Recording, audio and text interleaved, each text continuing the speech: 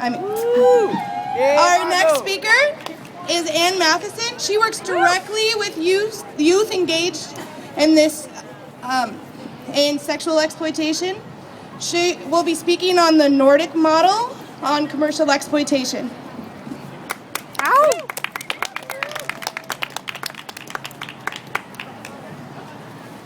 Hello, folks. Hello. So this is a little bit long, so please bear with me, but it's the collaborative work of over 12 people, survivors of prostitution and their allies. So it represents the work of many. I'll begin with 3 statements that I think everyone in this crowd can agree with. 1, we live in a world grossly unbalanced by systems of oppression. 2, racism, sexism, and classism limit the life experiences of every person on this globe. Capitalism and oppression are mutually parasitic, fattening day by day off the backs of the disenfranchised. So I just want to say that it's said that like approximately 5 to 10% of women in prostitution are there because they've chosen to be and because they find it empowering. And I just want to say that I'm not here to address the experiences of these women. I'm here to speak in solidarity with the 90%, the overwhelming majority who have largely been silenced. Those who have been forced and coerced to service men sexually around the world. In conversations about prostitution, most of us have been told that there are only 2 options. We either completely criminalize it or we completely legalize it. Today I'm going to introduce you to a 3rd option, the Nordic model. In January of 1999, as part of their Violence Against Women Act, Sweden introduced legislation decriminalizing humans sold in prostitution. They declared that they would not punish people for their own oppression. At the same time, the legislation continues to criminalize those humans, pimps and johns, who purchase humans or sell humans, who exploit humans. So this model sees prostitution as a type of violence that primarily targets women and children, specifically exploiting their lesser social power. The younger a woman is, the younger a youth is, if he or she is homeless, jobless, has less access to education, if she or he belongs to a racialized group, the more vulnerable he or she is to prostitution. So men control the vast majority of the world's wealth and wield significant power over women because of it. For example, as we all know, of the top 500 highest earning corporations, there are like 12 women CEOs. We know that at every education level, women earn less than men. Women earn approximately 77% of men's salaries. When we look specifically at African American women, we find it's 68%. Latinas, they earn 58% of men's salaries. Women's second-class citizenship is maintained through ongoing violence and our acceptance of it. In this environment, members of Congress last month assembled a panel to give testimony on denying access to birth control coverage for women. Not a single woman was on the panel. In this environment, the wealthy radio talk show host Rush Limbaugh was empowered to demand that Georgetown law student Sandra Fluke post videos of herself on the internet having sex in exchange for contraception. His exact words were, "So, Miss Fluke and the rest of you feminazis, here's the deal. If we're going to pay for your contraceptives and thus pay for you to have sex, we want something for it. We want you to post the videos online so we can all watch." Fuck you, Rush Limbaugh! Initially, his demand seems ludicrous, extreme, but the truth is, we live in a porn culture that validates Limbaugh's demands. We live in a system that continues to supply all the fucking Limbaughs of the world with prostituted, with human bodies, with women, trans adults, and children, with prostituted bodies to fulfill his demand for prostituted bodies on which to exert his social supremacy through acts of sex. It's important. It's really important to always recall when talking about prostitution that it would not exist without demand. It would not exist without demand. Someone is demanding that they be able to buy human bodies. We often get distracted by theoretical debates about choice and discussions about prostitution and pornography. But the important thing to always recall is that the sex industry is not driven by women and children. The sex industry is not driven by women and children. It's driven by men demanding sexual access to their bodies. It's driven by attitudes like Limbaugh's that justify the exploitation of others for their sexual entertainment. So before discussing prostitution further, I want to shine a spotlight on exactly what it is. First, from the perspective of sex buyers. Secondly, from the perspective of two activists who survived prostitution. And finally, a look at the impact on youth. A study out of Boston compared 101 sex buyers to 100 non-sex buyers. The attitudes expressed in the interviews are consistent with sexist and racist beliefs used to justify violent mistreatment of women. The women were not seen as humans with dignity, but as objects to be penetrated. The following are quotes taken directly from this study. Quote, "Being with a prostitute is like having a cup of coffee. When you're done, you throw it out." Quote, "She's just a biological object that charges for services." Quote, "There are no boundaries." Quote, "Just stick your dick in." These quotes from men who purchase sex illustrate a harmful societal twisting of male sexuality. Men are not bad. Male sexuality has been co-opted. It's been rendered a sexuality that's based on domination. And now I want to read a quote from Vendita Carter and Evelina Giobi. They're two survivor activists. They have this to say about prostitution. "To be a prostitute is to be an object in the marketplace, a three-dimensional blank screen upon which men project and act out their sexual dominance. It is to withstand the unmasked fury of male supremacy pounding against your body and to say, 'I want it.' It's to feel the thrust of male power at the back of your throat and to choke out, 'I want it.' To be a prostitute is to never be believed unless you say, 'I want it.' At the very worst, prostitution is literal sexual slavery. At the very least, prostitution is an accommodation and an adaptation of white male supremacy in its most brutal incarnation." End quote. Globally, the average age for entry into prostitution is 14. In Seattle, it's 13 years old. 13. This entrance is facilitated by childhood sexual abuse. Andrea Dworkin, a survivor, once said that child sexual abuse is boot camp for prostitution. So the majority of prostituted adults start out as prostituted youth. Many are homeless, having run away to escape abuse. In Seattle, homeless girls are often targeted by older men who offer them love and support. After gaining a girl's affection, a pimp boyfriend will use extreme physical and psychological violence, including rape and beatings, to force her into prostitution. Pimping, although glorified in mainstream media, is actually one of the most horrific forms of domestic violence. That's right.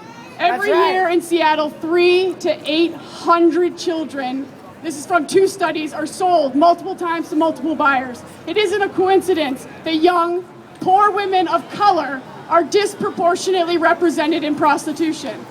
Prostitution thrives off of racism, classism, sexism. Prostitution thrives off of poverty. Children in prostitution are growing up to be adults in prostitution. The years of violence and sexual abuse leave many emotionally and economically unable to leave the system. So the situations that induce women into prostitution globally vary. Sometimes women are tricked and trafficked. Sometimes they enter the industry because they've been sold into brothels. Sometimes they're controlled by pimps. Sometimes they enter because of starvation, homelessness, drug addiction. Though there are differences, the experiences of the majority of women and children in prostitution are linked by the common threads of coercion, force, and desperation. So what about the legality of prostitution? Like I said, we've got the criminalize model, criminalize it completely, which we have in the United States. We've got the legalize it, which they've got in some other countries. And then there's the third model, the Nordic model. It's different because it no longer treats prostituted women and children and trans adults as criminals. Unlike complete legalization, the Nordic model continues to combat the exploitative behavior of Johns and pimps and traffickers by criminalizing them for trying to buy and sell humans. So we're told that legalization will make prostitution safer for women in the industry, that it will reduce child prostitution, that it will reduce the trafficking of women and children from developing nations, that it will help women and children who want to leave the industry do so. None of these claims has held up. Legalization is a gift to pimps, traffickers, and Johns. In 2002, Germany decriminalized prostitution. 5 years later, their government's evaluation of the law found that the German Prostitution Act had failed to improve health or safety conditions for women in the industry and had not helped women to leave who wanted to. With legalization in Victoria, Australia, the Netherlands, and Germany, illegal sex trafficking and street prostitution expanded, child prostitution skyrocketed. In Victoria, the illegal sex industry has grown larger than the legal industry. In the Netherlands, prostitution was legalized in part with the hopes of decreasing child prostitution. But after legalization, the number of prostituted children increased from 4,000 in the Netherlands in 1996 to 15,000 in 2001. Many of these children are trafficked in from developing countries, with a large number coming from Nigeria. The mayor of Amsterdam announced at a press conference in 2007 that the decriminalization of prostitution had failed. An Amsterdam police officer quoted in the media said, "We are in the midst of modern slavery." Where legalization has failed, the Nordic model has succeeded. The once significant trafficking of women and children from developing nations into Sweden to service the demand of Swedish men for prostituted bodies has nearly stopped. The number of Swedish men who buy sex has decreased by 50%.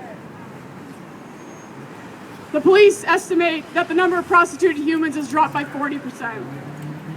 When demand drops, so does prostitution. The success of the Nordic model has influenced legislation in South Korea, the Philippines, Norway, Iceland, and New York State, and is currently being considered in France. We live under systems of severe oppression and violence, so it isn't surprising that the social experiment of legalization has not made a significant difference in prostituted women's lives. As said by prostitution survivor activist Vendita Carter, ultimately, decriminalization or legalization proposals merely protect some men's right to cheap, easily accessible sex and pimps' ability to earn a damn good living. It's time to start listening to the survivors of prostitution. So, okay, if you haven't listened to anything up to this point, please start listening right now, okay? Because I'm going to talk about what is needed, all right? So this is really the part to tune in, okay? So, all right.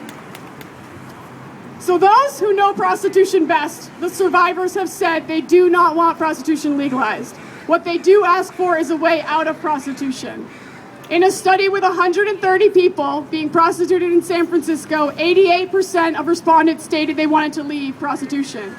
And this is really important, okay? This is key, so please listen.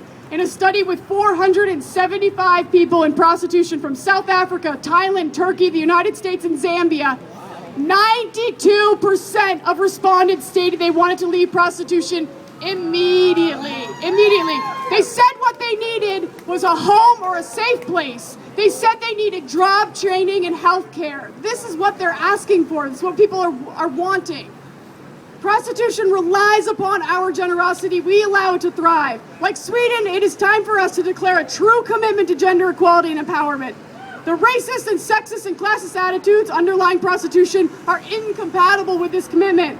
Survivors are asking for exit services. Sweden has taught us that we must fight for supportive exit services and social services designed to meet the needs of the huge number of women and youth trying to leave prostitution. It's time to fight for increased safe housing, access to education, employment training, and counseling. So I don't know how many of you know this, but Seattle has 8 beds. 8 beds available for youth trying to leave prostitution. 8 beds for the 300 to 800 children being sold yearly. There are no beds in Seattle specifically for adults trying to leave prostitution. None. Like Sweden, we need safe housing, specialized counseling. Like Sweden, we need to work collaboratively. This is also super important. We need to change public attitudes that say that buying humans for sex is okay. All right? We have to challenge the negative public attitudes about prostituted women and children that for so long have been used to justify our exploitation of them. That's our exploitation of them. We are exploiting them. We too need to change. And when I say them, this writing includes them. It's written by it's written by survivors and allies. So I want you to realize that. So we need to stop treating women, trans adults, and children sold in prostitution as though they're to blame for their own oppression. So now back to our favorite individual, Rush Limbaugh. Rush Limbaugh knows that we live in a world that profits economically and therefore endorses his demand that women be purchasable, that they be willing to allow male sexual access to their bodies in exchange for food, housing, money to support their children, and now apparently birth control. We need to question a society that constructs a male sexuality around notions of unlimited sexual access to women and children. We must not normalize, endorse, or be complicit in supplying this demand. The social experiment of legalization has been tried in other countries and failed. There's nothing to indicate that it will work in the US. As said by one survivor of prostitution, Christina Stark, quote, "Because men make money off of enslaving, raping, beating, and otherwise degrading women, it doesn't make it an industry to be celebrated." I just got like 2 more seconds. So if you buy women and children for sex, stop. You can never know whether the person you were buying was one of the vast majority forced or coerced into selling her body to you. Remember that complicity in forcing or coercing a person into having sex, even if money changes hands, is the equivalent of rape. First and foremost, it's your responsibility to end prostitution. For everyone else, keep fucking resisting. Keep fucking fighting. Ow!